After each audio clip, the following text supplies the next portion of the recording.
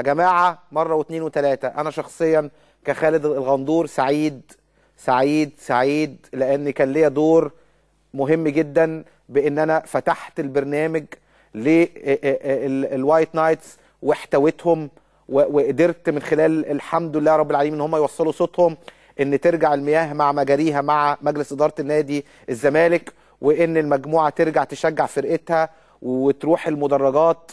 وانا سعيد جدا جدا جدا. يعني اتهمت قبل كده ان انا بدخل ارهابيين عندي في البرنامج، ولكن الحمد لله بحس دايما ان انا ماشي في الطريق الصحيح، بحس دايما ان انا بحاول ان انا اصلح بشيء من العقل والرزينة، وبحاول ان انا اكون محايد حتى لو انسان انا شايفه بيغلط. بحاول ان انا بدل ما اكتم صوته وبدل ما اقومه وادخله ويقول رايه ويطلع الكبت اللي جواه عشان يهدى ويهدى ويهدى، وفي الاخر ده اللي بنلاقي مجلس اداره الزمالك بيوافق على وجود الوايت نايتس بكره في ماتش الاهلي، وبيلاقي الوايت نايتس بيخاف على مجلس اداره نادي الزمالك رغم وبيقول ان الاعلام ضده، وبيقول ان احنا هنخش ونشجع فرقتنا ومش عايزين حاجه غير ان احنا نشجع وقادرين ان احنا نحمي نادي الزمالك. كلام يعني ده بجد انا سعيد. وسعيد بالاستاذ محمود طاهر ابتدى يدخل الالتراس اهلاوي، وابتدى شويه بشويه حاجات مسيئه شتايم، ابتدت الناس تهدى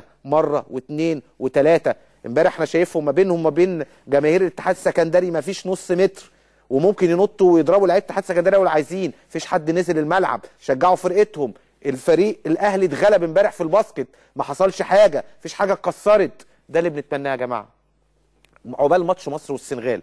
ده اللي بنتمناه منكم كشباب زي الفل. بتمنى ان انتوا ترجعوا تاني تعملوا لنا الدخلات الحلوه، ترجعوا تاني تعملوا لنا دخلات حلوه. وانا قلت من 3 ايام كان في ذكرى مئويه او كذا يوم اتلتيكو مدريد، وفي الاخر ده اللي بنلاقي مجلس اداره الزمالك بيوافق على وجود الوايت نايتس بكره في ماتش الاهلي، وبيلاقي الوايت نايتس بيخاف على مجلس اداره نادي الزمالك رغم وبيقول ان الاعلام ضده، وبيقول ان احنا هنخش ونشجع فرقتنا ومش عايزين حاجه غير ان احنا نشجع وقادرين ان احنا نحمي نادي الزمالك.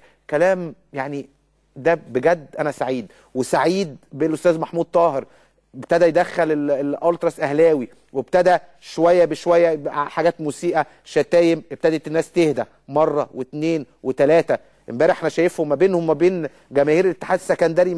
يا جماعه مره واثنين وثلاثه. انا شخصيا كخالد الغندور سعيد لان كان ليا دور مهم جدا بان انا فتحت البرنامج للوايت نايتس واحتويتهم، وقدرت من خلال الحمد لله رب العالمين ان هم يوصلوا صوتهم. بحس دايما ان انا بحاول ان انا اصلح بشيء من العقل والرزينه، وبحاول ان انا اكون محايد حتى لو انسان انا شايفه بيغلط.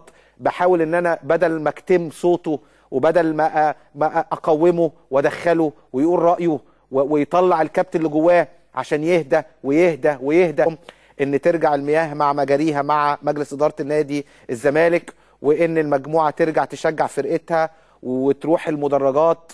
وانا سعيد جدا جدا جدا. يعني اتهمت قبل كده ان انا بدخل ارهابيين عندي في البرنامج، ولكن الحمد لله بحس دايما ان انا ماشي في الطريق الصحيح.